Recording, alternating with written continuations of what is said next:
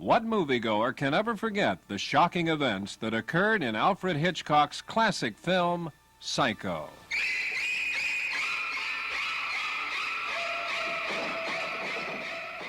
When an insane person commits murder, should he be allowed to re-enter society? That dilemma is one of the themes dealt with in the new film Psycho 2, a sequel to the Hitchcock thriller.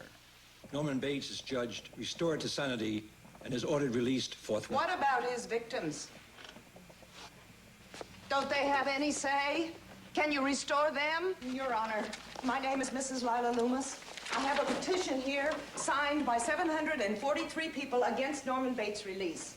Including the relatives of the 7 people he murdered. Can murder be excused by reason of insanity? Executive producer Bernard Schwartz felt this timely issue made for a stronger film. I think it has a great deal of statements to make about a theme that's very relevant today, the insanity plea problem. There's been so much in our courts, in the media, that we felt it would make the story relevant. Are you satisfied, Doctor? Turning a murderer loose on an innocent public? Mrs. Loomis, Norman was not convicted of murder. He was found not guilty by reason of insanity.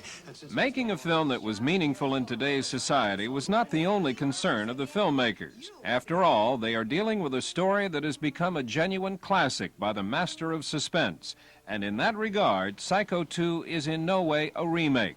It's a sequel that picks up where Hitchcock left off after 22 years.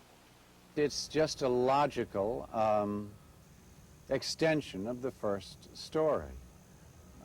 Norman is released from the hospital and brought up to the house here by his psychiatrist and says, you know, you're on your own and call me if you get into any trouble. And that's how it begins.